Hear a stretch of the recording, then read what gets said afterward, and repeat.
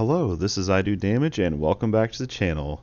This is part 2 of our two-part series for Pagan Online, and in this video I want to talk about the full release, what's new, the state of the game, and some things that I would like to see with the game. So I hope you enjoy, and let's go ahead and start.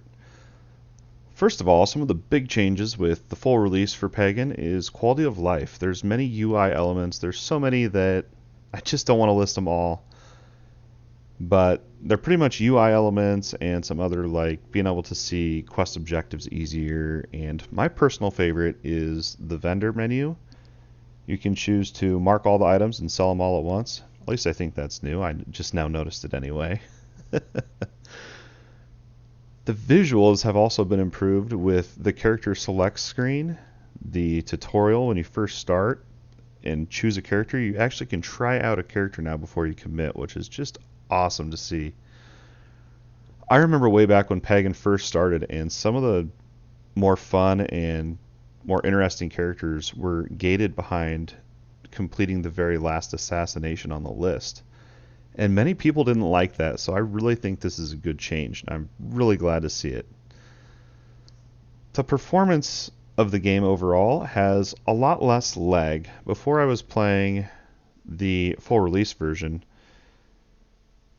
the game lagged about every 3 seconds, and that's why I wasn't playing a lot, because it was just unplayable for me. But now that I have my hands on the live version, thank you to the Might and Glory Club for that, I'm glad to say that the performance has improved. The load times are about the same, but I notice a lot less lag.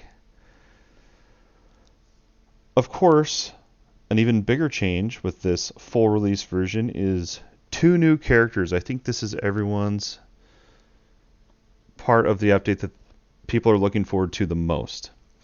The 2 new characters, one of them is Eldon, the Ice Assassin is what I like to call her. She's pretty interesting. She has 2 different stances, a melee stance and a ranged stance. And also, I call him the rat guy. His real name is Hector. And he's fun. He's kind of like the start of a pet build. I wouldn't call him a true pet build, but he's kind of the start of it. And I'm not going to get super into depth in these 2 classes, but they're new. Maybe in the future I'll make a video about these 2 and come up with some fun builds or something like that.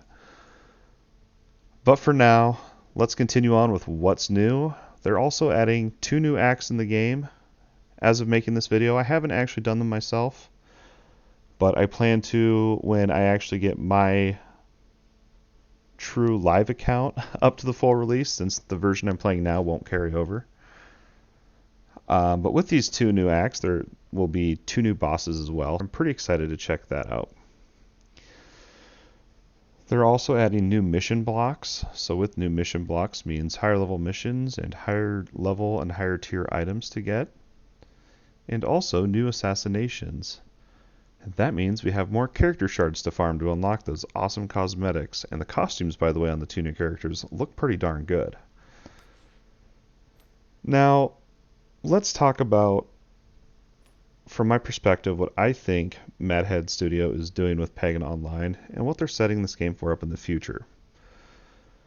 So with the full release finally here, I think they're setting up this game to be expanded upon going into the future. I don't think this is the end. I think this is just the start for Pagan Online. I think eventually we'll see more chapters to the story and more characters as well, which means an increase in legacy level, which means even more mission blocks and even higher level missions, and just keep us expanding upon the end game and things to do. I'm quite excited for the future to see what they add. But now that I've shared everything about the full release and what they're doing with the game, last but not least, let's talk about what I would like to see in Pagan. There's 3 main things that I really would like to see. I would love to see 4-player co-op. 2 players cool, but imagine 4 players. Imagine all the synergies and teamwork you would need. Also, the ability tree. I want to see them expand upon the ability tree more. As it is right now, the ability tree is really cool, and it's definitely a step in the right direction. But I've noticed across all the characters that they all kind of have the same mechanic, where you freeze an enemy and they take double damage, or if an enemy is stunned, they take double damage, or if the enemy is whatever it is, if they have a certain element on them depending on the character, they take double damage with a specific skill. That's a cool ability, but I would just like to see something more in depth, to see more build diversity between all the different characters. Also, and this is something I don't know if we'll ever see, but I really do hope they somehow, and I don't know how they would ever do it, but change the way maps are. The short bite-sized fights with the node system on the maps they have now is cool, and it's fun. I've gotten close to 200 hours out of the game. So it's not that I don't enjoy it. I would just like to see maybe an open map where I can decide to speedrun it if I want, or kite mobs to a certain tile, or whatever it is. I just want to see maybe the map system changed, or a new type of map in some way.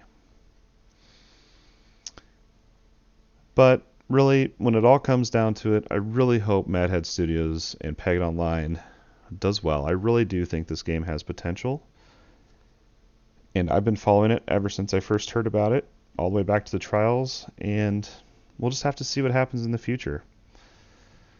I really hope you enjoyed this video. Like and subscribe for more Pagan and other game-related videos.